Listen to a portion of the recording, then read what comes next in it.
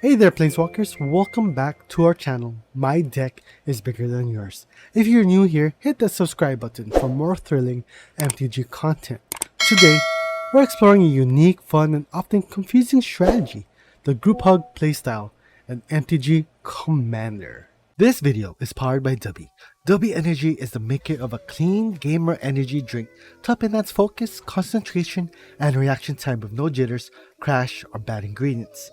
Head over to dubby.gg and use the code THEHEROES to get that 10% discount. So, what is Group Hug? So Group Hug is a type of deck that is built to benefit all players, not just the person who's piloting it. These decks aim to accelerate the game, creating wild, unpredictable situations and amplifying everyone's power level, but the trick is knowing how to use this chaotic environment to your advantage. Why play Group Hug? So Group Hug decks can create a memorable and chaotic game as they disrupt the normal flow of play. They also bring a different kind of strategy or challenge as you try to ensure that your so-called gifts to other players benefit you the most. Remember, the key to winning with a Group Hug deck isn't outpacing your opponents, but by playing the friend while planning your victory. So what are the key cards for the Group Hug deck? So Group Hug decks typically include cards that offer benefits to all players. For instance, we got cards like Rites of Flourishing, which is 3 mana, right, 2 colorless, 1 green enchantment. At the beginning of each player's draw step, that player draws an additional card. Each player may play an additional land on each of their turns. Then, Heartbeat of Spring, which is another 3 mana, 1 green, 2 colorless enchantment. Whenever a player taps a land for mana, that player adds 1 mana of any type the land produce. Then you got another enchantment, also 3 mana, Dictate of Crufix, right? Or Crufix, did I say it right, guys? It's another enchantment which has flash. At the beginning of each player's draw step, that player draws an additional card. And then of course you got creature cards like Kami the Crescent Moon for 2 mana, 1/3. At the beginning of each player's draw step, that player draws an additional card.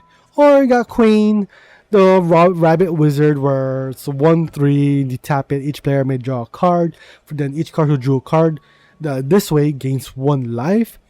And then you got spells or instants or sorceries, like let's say you got Prosperity, where each player draws X cards. And then you got New Frontiers, which is X mana, 1 green, which it states each player may search his or library for up to X basic land cards and put them into play tapped. Then each player who search his or her library this way shuffles.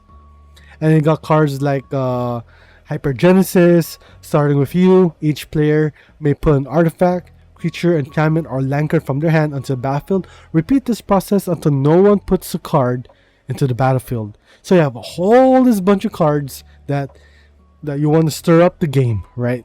But remember, be careful of your choices. You want to take advantage of the chaos, not be swallowed by it. And then we got choosing a Group Hug commander. So there's a whole bunch of Group Hug commanders you can choose from. Just like any other deck, the right commander can make or break your Group Hug strategy. Commanders such as Kenrith the Return King. If you guys don't know, a bunch of my buddies and my play groups know I run a Group Hug Kenrith the Return King.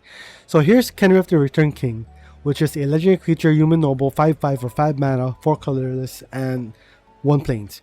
But he's a 5 color commander with all his abilities. So you got red mana, 1 red, all creatures gain trample and haste until end turn. Got 2 mana, which is green, put +1/+1 target creature. 3 mana, target player, well, that's white, target player gains 5 life. 4 mana using blue, target player draws a card. 5 mana playing black, put target creature card from a graveyard into battlefield under its owner's control. And then we got Isika, God of the Tree. So basically, people don't use the front. It's always the back, which is the Prismatic Bridge version, where at the beginning of your upkeep, reveal cards from top of your library until you reveal a creature card, planeswalker card, but put that onto the battlefield and the rest of the bottom of your library in a random order. So to me, I feel like Kenrith is the better of the bunch because he can do a whole bunch of shenanigans, right? You can generate tons of mana. You can target yourself, draw a bunch of cards. If you need a key card or a creature that's on your graveyard, you can return back to your hand. Or you make an infinite bunch of tokens and you just pay 1 red mana on all your creatures, gain haste until end of turn.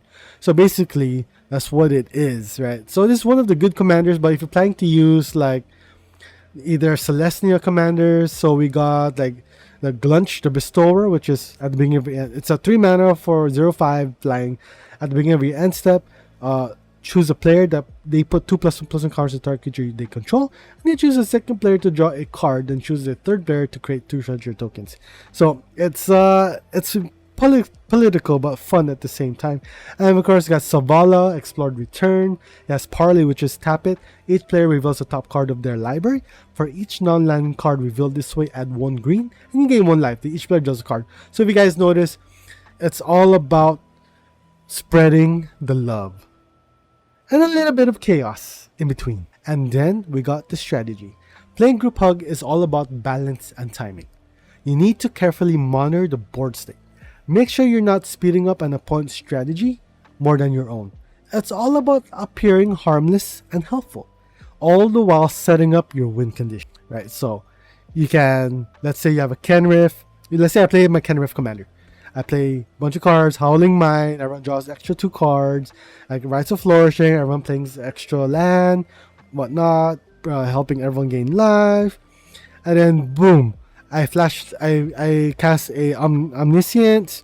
I can draw my whole hand, cast a Approach of the Sun with Kenrith coming into play. I can generate enough mana, draw cards with the ability, and then draw my second Approach of the Sun and just win the game. So it's all about, as I stated before, it's all about timing and being patient. In the end, the Group Hug decks bring something unique to the table. They're a chance to have a different kind of fun and offer a refreshing break from traditional competitive playstyle. If you enjoyed this video, hit that like button, share it with your MTG crew, and don't forget to subscribe for more. Until next time, may your games be chaotic and your victories unexpected. Once again, this is your boy the Hero, signing out.